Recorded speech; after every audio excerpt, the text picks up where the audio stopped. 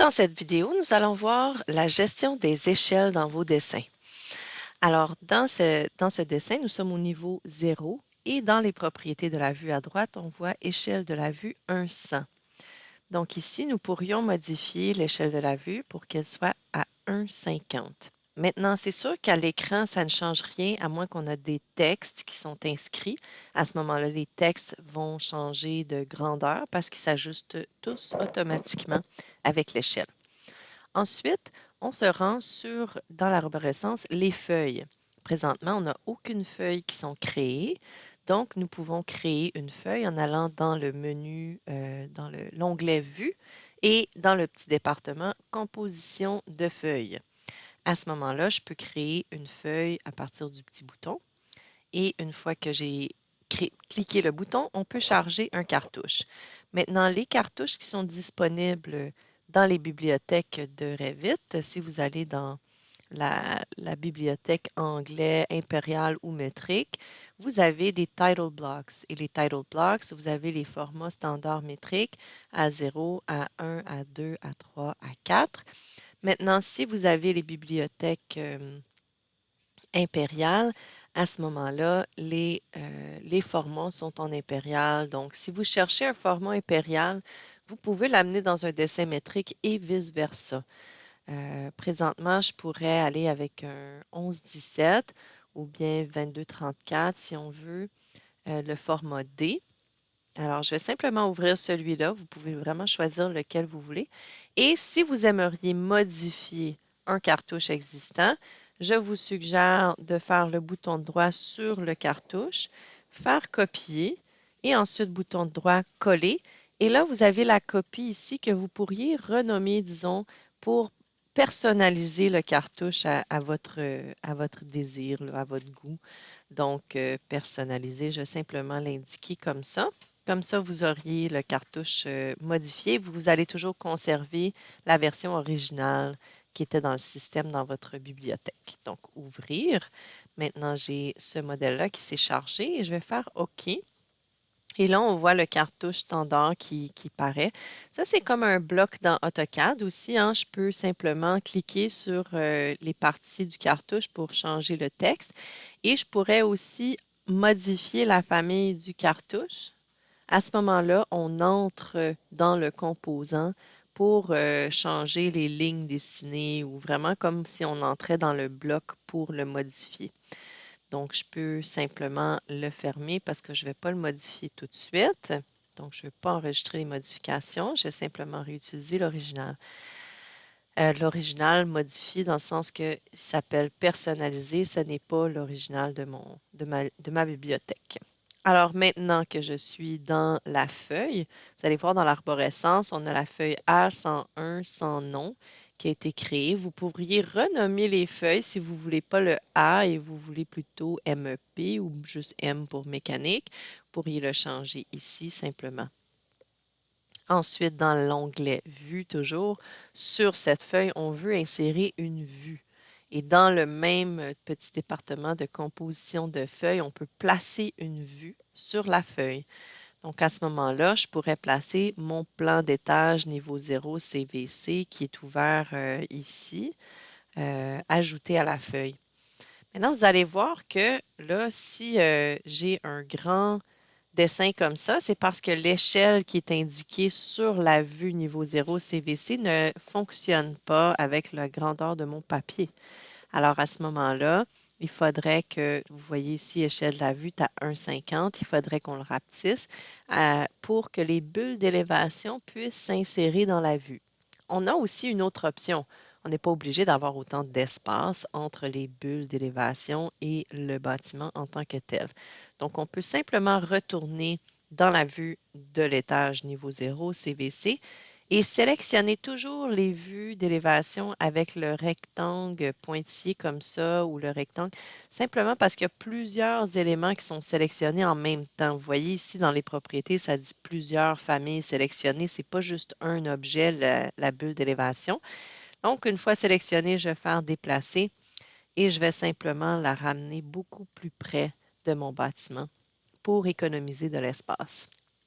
Je fais la même chose ici pour les autres Et remarquez bien que si je déplace la bulle latéralement comme ceci, et que j'avais mis des annotations sur mon élévation en tant que telle, ils vont disparaître. Donc, assurez-vous toujours de déplacer les bulles d'élévation euh, de façon très droite vers le bâtiment et non latéralement comme ceci. Donc, voilà, je sélectionne la dernière et je la ramène plus près. Vous allez voir que sur la feuille, dans l'arborescence, ici, on voit que la vue maintenant, elle est beaucoup plus petite. Et là, je pourrais peut-être la faire entrer à ce moment-là sur mon dessin.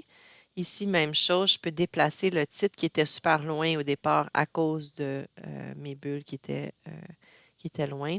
Maintenant, vous allez voir, je sélectionne la ligne ici, ça ne fonctionne pas. Il faut vraiment que je sélectionne le dessin pour que la ligne me donne une petite pointe bleue ajustable. Donc voilà. Maintenant, vous pouvez, l'échelle s'inscrit automatiquement, le titre aussi, mais vous pouvez renommer en cliquant simplement sur la vue. Bon, maintenant, ici, j'ai dans l'arborescence, on voit la vue qui est insérée sur le document. Maintenant, fermer inactif, qu'est-ce que j'ai fait? OK, bon.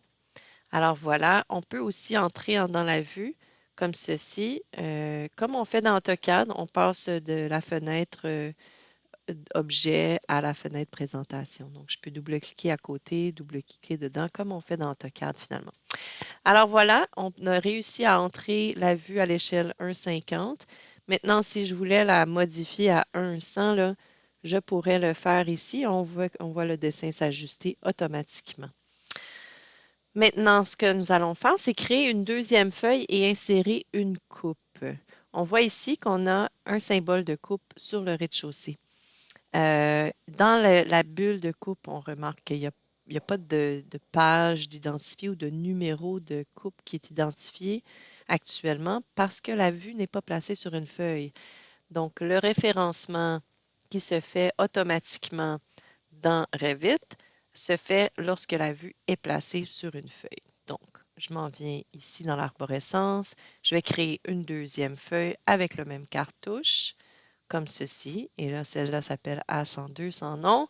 Encore une fois qu'on entre un titre ici, alors je vais inscrire coupe et vous allez voir que la feuille se renomme automatiquement dans l'arborescence.